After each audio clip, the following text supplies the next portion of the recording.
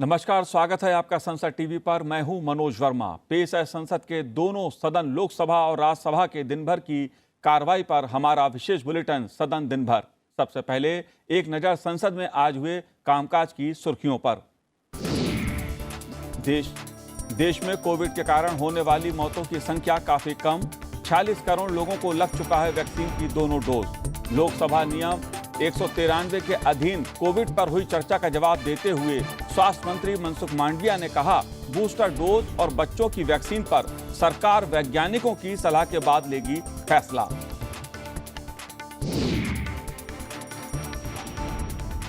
केंद्रीय सतर्कता आयोग संशोधन विधेयक 2021 और दिल्ली विशेष पुलिस स्थापना संशोधन विधेयक 2021 लोकसभा में पेश। प्रवर्तन निदेशालय के प्रमुख के कार्यकाल को 5 साल तक का विस्तार देने का प्रावधान। राज्यसभा में कई सदस्यों ने पेश किए निजी विधेयक।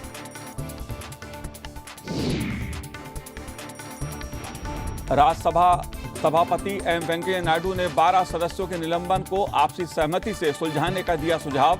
नेता सदन पीयूष गोयल ने कहा, निलंबित सांसदों के माफी मांगने के बाद सरकार करेगी विचार।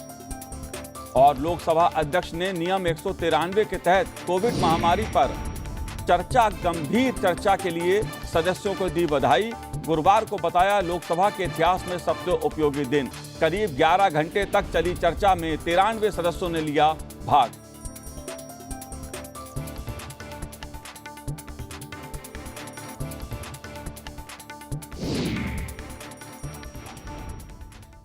सदन दिन भर में पहले लोकसभा में हुई आज की कार्रवाई से जुड़ी खबरें। माननीय सदस्यगण, शीतकालीन सत्र के 5वें दिन आज लोकसभा में 2 विधेयक प्रस्तुत किए गए। लोकसभा में कार्रवाई की शुरुआत प्रश्नकाल से हुई। प्रश्नकाल के दौरान विधि और न्याय, विदेश, स्वास्थ्य, महिला, अपराध और परिवार कल्याण से संबंधित सवाल पूछे गए। संबंधित विभाग से जुड़े मंत्रियों ने जवाब दिए। इसके बाद लोकसभा अध्यक्ष ओम बिरला ने विश्व दिव्यांग दिवस पर अपने वक्तव्य को सदन में रखा। जो 2 विधेयक सदन में रखे गए उनमें एक केंद्रीय सतर्कता आयोग से और दूसरा दिल्ली पुलिस से संबंधित है। आज केंद्रीय स्वास्थ्य मंत्री मनसुख मांडविया ने कल देर रात तक लोकसभा में कोविड-19 महामारी और उससे उत्पन्न हुई स्थिति पर नियम 193 के अधीन हुई चर्चा का जवाब दिया। शुक्रवार होने के नाते आज सदन में प्राइवेट मेंबर्स बिल भी पेश किए गए।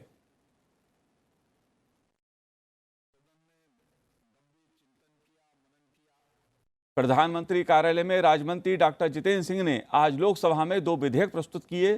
केंद्रीय सतर्कता आयोग संशोधन विधेयक 2021 केंद्रीय सतर्कता आयोग अधिनियम 2003 को संशोधित करने के लिए लाया गया है। जितेंद्र सिंह के विधेयक प्रस्तुत करने के फौरन बाद विपक्षी दलों ने इस संशोधन विधेयक का विरोध किया। विपक्षी दलों के सदस्यों का कहना था कि प्रवर्तन निदेशालय के मुखिया के कार्यकाल का विस्तार केवल विशेष परिस्थितियों में ही किया जाना चाहिए। बिल में प्रवर्तन निदेशालय के मुखिया के कार्यकाल को 5 साल तक बढ़ाने का प्रावधान है। मैं प्रस्ताव करता हूं कि केंद्रीय सतर्कता आयोग अधिनियम 2003 का और संशोधन करने वाले केंद्रीय सतर्कता आयोग संशोधन विधेयक 2021 को पुनः स्थापित करने की अनुमति प्रदान की जाए। I oppose the introduction of the government bill, namely the Central Vigilance Commission Amendment Bill 2021, as the act was taken into legislative consideration through an ordinance route without discussion and deliberation and discussion in the Parliament during the intersession period. Sir, the bill states that the tenure of the director may be extended by up to 1 year at a time till the completion of 5 years from the initial appointment. Such extension may be granted in public interest. Sir, the provision itself is made to avoid favoritism and malpractice, and such extension are against the spirit of the probability and fairness, and chances of undue influence in subversion of justice are possible. Hence, I oppose this bill, sir. Sir, with all the force, I want to mention that this act, which was brought in the form of ordinance, is an act to extend the tenure of the Director of Enforcement, ED, up to a period of 5 years. Sir, Enforcement Directorate has become the major arm of the government and the Prime Minister to harass the opposition leaders and different state governments. That period was for 2 years. What is the great necessity? What is the greatness about this director? ये गलत कर रहे हैं, That bill के he has merit to में be जा रहे हैं। given extension up to 5 years to fulfill the political aims of the government. Now, if you see, sir, the appointment of officers of Directorate Enforcement कानूनी is governed प्रक्रिया पे सवाल Sir, उठाओ। एक second. Central Vigilance Commission Act 2003, Clause D of Section 25 of the said Act says that a Director of Enforcement shall continue to hold office for a period of not less than 2 years from the date on which he assumes office. Now, the present Director is sought to be given extension up to 5 years so that he can pursue the vindictive cases which the government has lodged against opposition. Doctor Shashi Tharoor ji, This is against all principles of justice and equity. Sir, I just wanted to agree with my two colleagues already spoken, but add briefly 4 quick points. First, sir, the Article 123 of the Constitution says that selective ordinance-making powers must be exercised, and yet these bills have been brought in through the ordinance route. Sir, I would like to refer on this bill that the Supreme Court ordered that no further extension to ED Director Sanjay Kumar Mishra's tenure will be granted. However, the Union government has managed to tweak the rules in order to bypass the Supreme Court's ruling by making an amendment to the Central Vigilance Commission Act 2003. Mr. Mishra's tenure was scheduled to end on November 17, 2021, and the ordinance was promulgated on November 14, only 3 days. What is the reason by which this bill is being brought into the House or this bill is being introduced in the House? You have to explain to us. Is the statement of objects?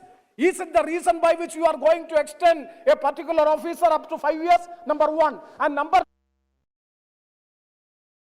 It is not confusing as was being mentioned by Adhir Da. It looks confusing because we have not actually had enough time to deliberate on the motion. आप बोलते रहो माननीय I उनका will give report you a low. number of such observations. Rather, extensions were happening. I'm not going to name the officers today. If pressed, I'll name them. I have the entire list with me. In the केंद्रीय सतर्कता आयोग संशोधन विधेयक 2021 के बाद doctor Jitendra Singh ने दिल्ली विशेष police स्थापना अधिनियम 1946 में और संशोधन करने वाली दिल्ली पुलिस स्थापना विधेयक 2021 को पुनर्स्थापित करने वाले संशोधन को सदन पटल पर रखा। एक बार फिर लोकसभा में विपक्षी सदस्यों ने इस बिल का विरोध किया। अध्यक्ष महोदय, प्रस्ताव करता हूं कि दिल्ली विशेष पुलिस स्थापना अधिनियम 1946 का और संशोधन करने वाले दिल्ली विशेष पुलिस स्थापना संशोधन विधेयक 2021 को पुनः स्थापित करने की अनुमति प्रदान की जाए। Sir, such a committee and the composition and the definition of terms such as public interest, which is undefined, will pave way for excessive executive interference into the agency's independent functioning. Point number 2, sir, the bill proposes to extend the term of the CBI director 1 year at a time for a maximum of 3 extensions. So such piecemeal extensions will cause the individual's loyalty to lie with the executive and not in serving the truth.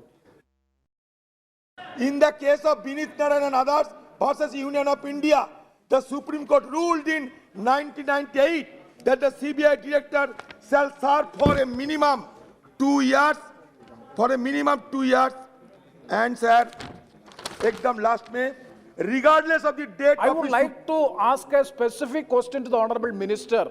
Whether the United Nations, whether the convention or the intergovernmental organization under the United Nations has anything spoke about the extending the tenure of a particular officer. Nothing to do with the statement of aims and objections. Once again, I would like to repeat, the statement of Okay. aims and objections is contradicting Thank you. the provisions of the bill and it is lacking bona fide. केवल इतना कहना है अध्यक्ष महोदय कि बार बार वो parrot इन cage की बात आ रही है, शायद ये भूल गए कि वो यूपीए सरकार को लेकर के कहा गया था। अब वो तोता प्रश्न ये आजाद हो कि- गया था, 2014 से वो तोता आजाद कर प्रश्न दिया ये गया। कि विधेयक को और दूसरी प्रस्तावित- बात ये कि जैसे प्रेमचंद्रन जी ने अभी ये कहा कि क्या इस तरह से यूएनओ में है, उसकी विस्तार में मैं चर्चा में बात करूंगा। But the FATF 8 clause says the law enforcement authorities and prosecutorial authorities should have adequate financial, human and technical resources. Country should have in place process. Lok Sabha में गुरुवार को नियम 193 के अधीन कोविड-19 से उत्पन्न स्थिति पर लंबी चर्चा हुई। चर्चा देर रात तक चलने के कारण केंद्रीय स्वास्थ्य मंत्री मनसुख मांडविया कल अपना जवाब नहीं दे पाए थे।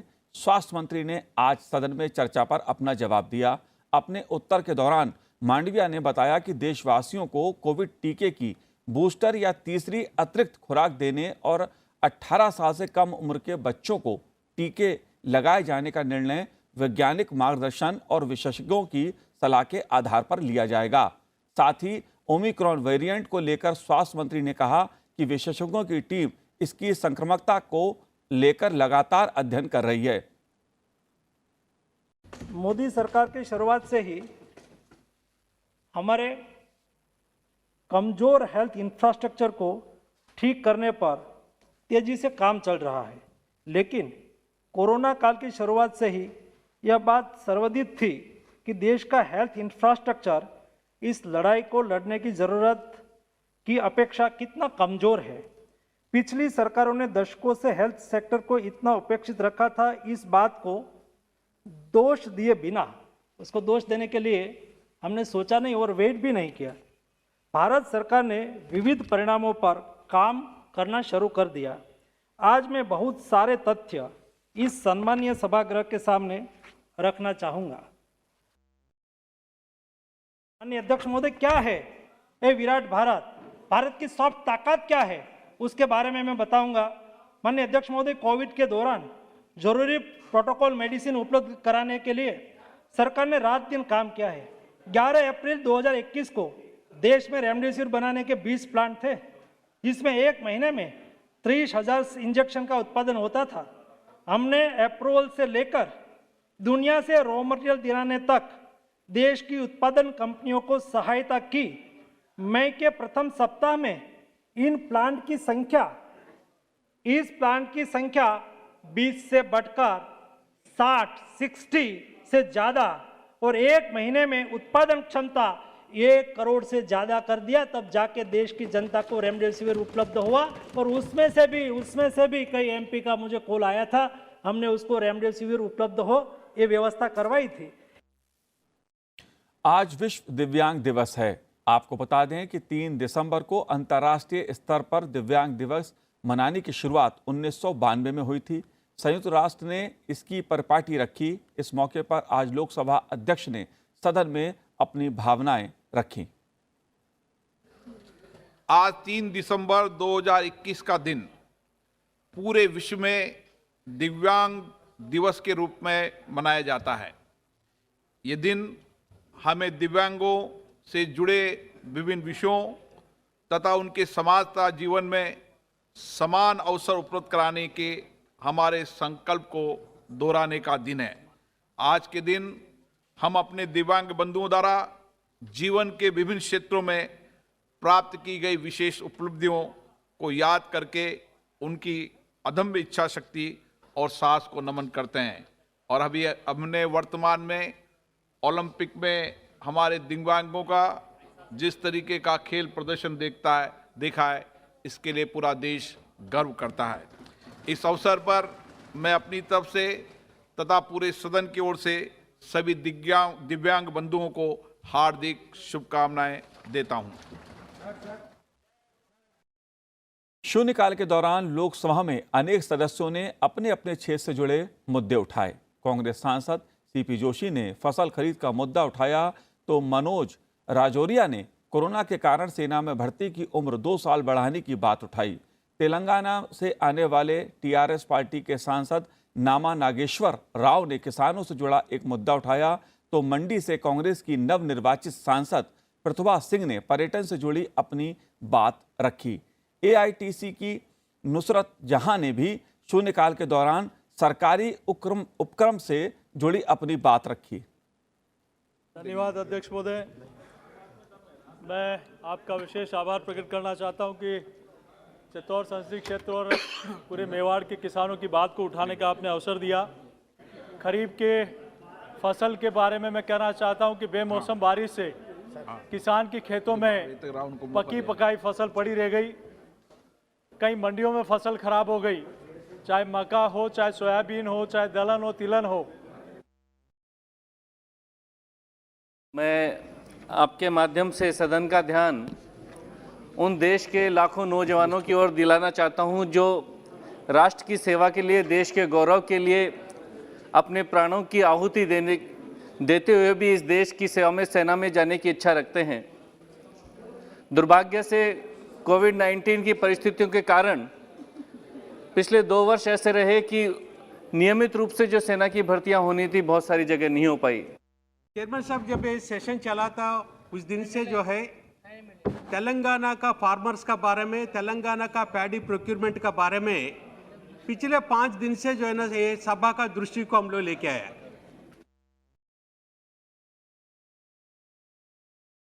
धन्यवाद महोदय, आपने मुझे बोलने का सुअवसर प्रदान किया, इसके लिए आपका बहुत बहुत धन्यवाद। मैं हिमाचल प्रदेश से आती हूँ, जो कि बहुत ही छोटा सा एक प्रदेश है, परंतु पर्यटन की दृष्टि से बहुत ही महत्वपूर्ण है। आज मैं आपके माध्यम से सरकार के ध्यान में ये बात लाना चाहती हूँ कि हमारे पास 3 एयरपोर्ट्स है, जो कि बहुत छोटा एयरपोर्ट है। उसकी एक्सटेंशन ना होने की वजह से आज हम ज़्यादा बड़े प्लेन वहाँ नहीं ले जा सकते, और जो छोटा प्लेन वहाँ जाता है 20 सीटर प्लेन है, 20 यात्री उसमें सफ़र कर सकते हैं, और उसका जो भाड़ा है वो कई बार इतना आकाश को छूता है कि आम व्यक्ति वहाँ उससे सफ़र नहीं कर पाता। तो मैं आपके माध्यम से सरकार के ध्यान में ये बात लाना चाहती हूँ कि हमारा The public sector was structured to spearhead a chain of revolutions leading to the path of economic growth.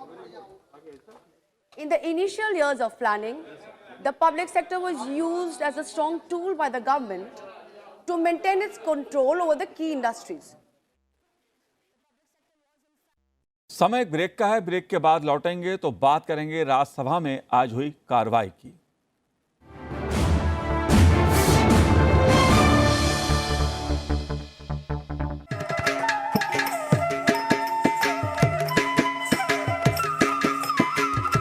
नमस्कार, आई एम जयप्रभा मेनन, मोहिनीअट्टम नृत्यांगना फ्रॉम न्यू दिल्ली। मैं आ रही हूँ अभिव्यक्ति प्रोग्राम संसद टीवी में मोहिनीअट्टम के बारे में आपसे बात करना, जरूर देखिए।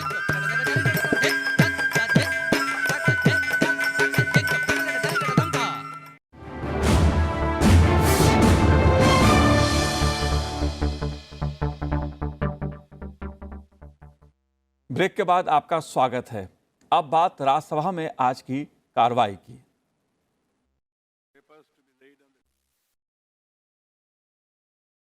शीतकालीन सत्र के 5वें दिन राज्यसभा में सामान्य कामकाज हुआ। सरकार और विपक्ष के बीच 12 सदस्यों के निलंबन पर गतिरोध के बावजूद सदन में शून्यकाल और प्रश्नकाल सुचारू रूप से चला। सुबह सदन की कार्रवाई शुरू होते ही विपक्षी सदस्यों ने 12 सदस्यों के निलंबन का मुद्दा उठाया। विपक्ष की मांग है कि बिना शर्त सदस्यों का निलंबन वापस लिया जाए। शून्यकाल और प्रश्नकाल के दौरान सदन में जनहित से जुड़े कई मुद्दे उठे। इसके अलावा भोजनावकाश के बाद भी सदन में सामान्य कामकाज हुआ और कई सदस्यों ने निजी विधेयक पेश किए और अनिवार्य मतदान से जुड़े विधेयक पर चर्चा हुई।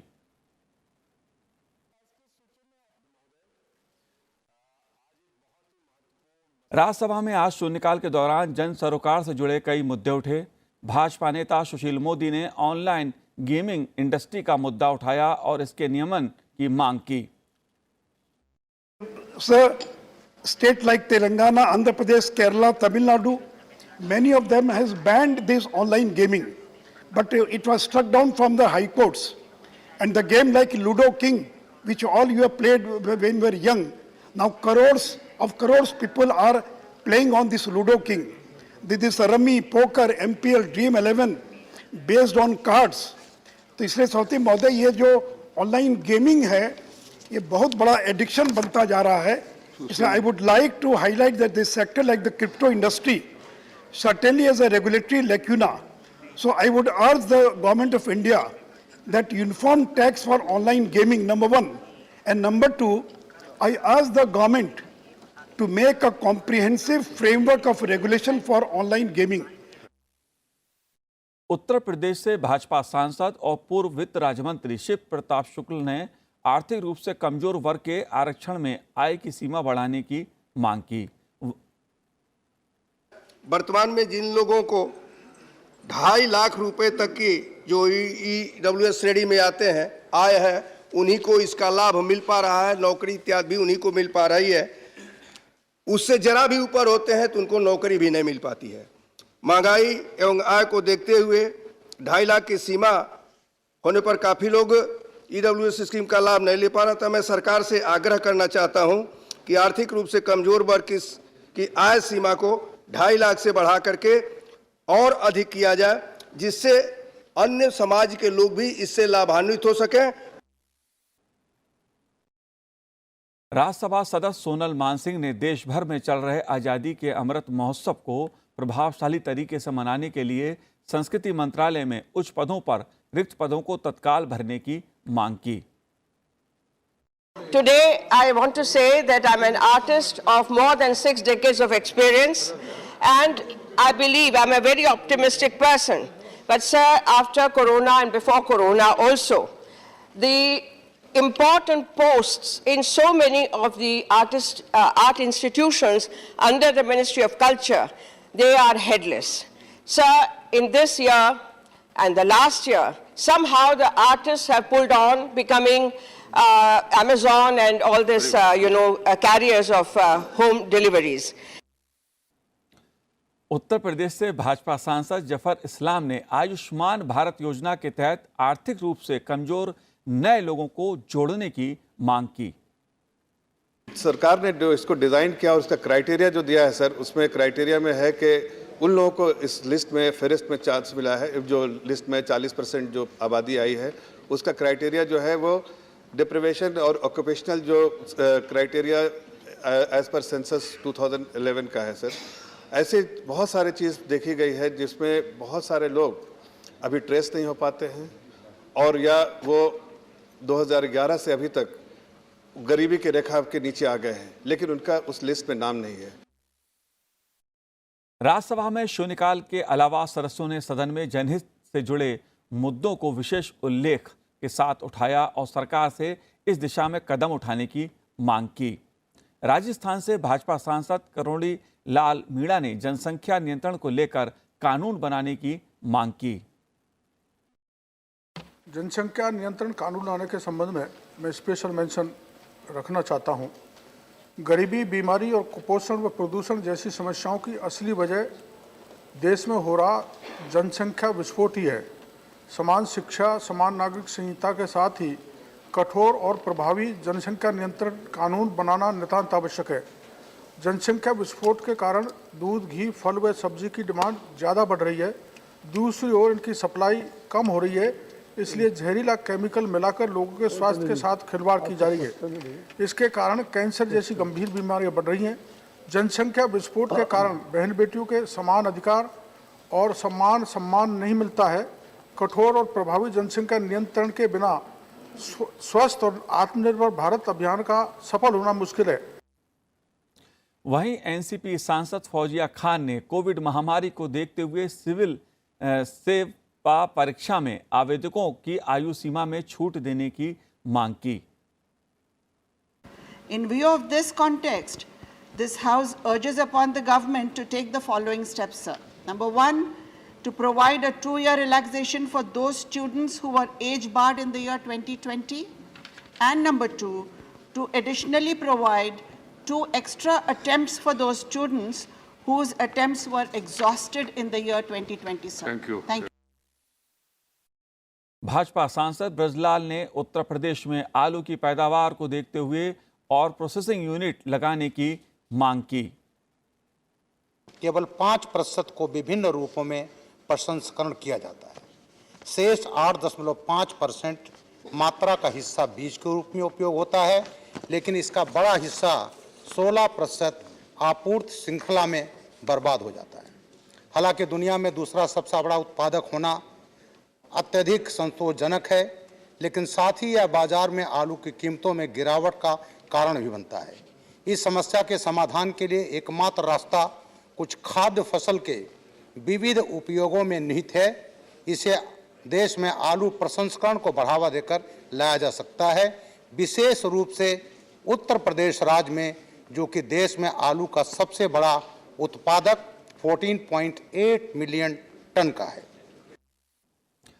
ओडिशा से बीजेडी सांसद प्रशांत नंदा ने एक जाति को राज्य के अनुसूचित जाति की सूची में शामिल करने की मांग की। As synonym of Badai at serial number 4 of this SC list of Odisha was sent to Government of India by ST and SC Development Department. To राज्य सभापति एम वेंकैया नायडू ने सदन में आज हुए कामकाज को लेकर सदस्यों की सराहना की। उन्होंने कहा कि सदन में आज शून्यकाल में 17 और विशेष उल्लेख के दौरान 5 मुद्दों को उठाया गया। माननीय सदस्यों, आपने देखा होगा आज 17 जीरो आवर मेंशन और 5 स्पेशल मेंशंस ने हमने दिया।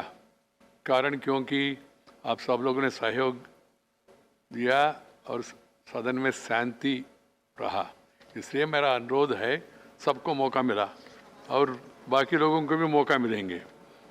आने वाले दिनों में भी ऐसी हाउस को चलाए और अच्छा नाम कमाए। सभापति एम वेंकैया नायडू ने एक बार फिर सरकार और विपक्ष से 12 सांसदों के निलंबन के मुद्दे को आपसी बातचीत से सुलझाने की अपील की। सोमवार को सरकार की ओर से पेश प्रस्ताव के पारित होने के बाद राज्यसभा के 12 सदस्यों को पूरे शीतकालीन सत्र के लिए सदन से निलंबित कर दिया गया था। इन सदस्यों को मानसून सत्र के आखिरी 2 दिनों के दौरान सदन में अमर्यादित आचरण के लिए निलंबित किया गया है। Notice of honorable members that LOP was allowed to speak for 5 minutes. Chairman, at the start sir. of 0 hour on November 30th with regard to suspension of the members of the parliament. This is for record. It is there in the proceedings of the House. I have got all respect for the leader of the opposition. He is a senior parliamentarian, and I hope that all of us will work together to resolve the issues, if any. And also I suggest to the leader of the House as well as leader of the opposition and other leaders also sit together, discuss, and then find a way out for the smooth functioning of the House. Rajya Sabha के 12 सदस्यों के निलंबन के मुद्दे पर सरकार और विपक्ष के बीच जारी गतिरोध के बीच उच्च सदन के नेता पीयूष गोयल ने शुक्रवार को कहा कि इस मामले का कोई समाधान कैसे निकलेगा जब अनुचित आचरण के लिए निलंबित किए गए सदस्य माफी मांगने को तैयार नहीं। उन्होंने कहा कि सरकार का मानना है कि निलंबित सदस्यों ने सदन के आसन के प्रति असम्मान दिखाया है और उन्हें इसके लिए माफी मांगनी चाहिए। Sir, the kind of provocative statements that are being made by the leaders of some of the political parties or opposition parties whose members were part of this ugly scenes we saw in the House, and the behavior of the honorable members outside the House, even these last few days, the way the leaders of the parties have been saying that maafi kis baat ki, as if they endorse all the attack on the marshals and the unruly scenes in the House. After Rajya Sabha में आज निजी विधेयक company संशोधन विधेयक 2019 पर चर्चा हुई। विधेयक के पक्ष में प्रस्ताव पेश करते हुए भाजपा सांसद डॉक्टर विनय सहस्त्रबुद्धे ने कहा कि CSR फंड का 25% ऐतिहासिक इमारतों के संरक्षण पर खर्च किया जाना चाहिए। ये बिल ये कहता है कि जो CSR एक्ट आया था 2013 में, उसमें प्रावधान है कि 2% आपको CSR के रूप में, कॉर्पोरेट सोशल रिस्पॉन्सिबिलिटी के रूप में आपको व्यय करना होगा समाज के लिए। उस 2% का 25% हमने ये सजेस्ट किया है, हमने ये सुझाव दिया है, हमने ये आग्रह रखा है इस बिल के माध्यम से कि वो हमारी ऐतिहासिक संपदा जो है, विरासत जो है, उसके रखरखाव में और उसके विकास के लिए उसको उपयोग में लाया जाए। राज्यसभा में आज कई सदस्यों ने निजी विधेयक पेश किए।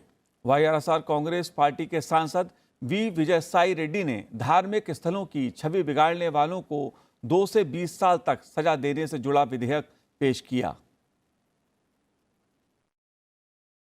डीएमके के सांसद त्रिचू शिवा ने नौकरियों में महिलाओं को आरक्षण देने से जुड़ा विधेयक पेश किया। वहीं बीजेपी सांसद केजे अल्फोंस ने संविधान के प्रस्तावना में बदलाव से जुड़ा एक विधेयक पेश किया।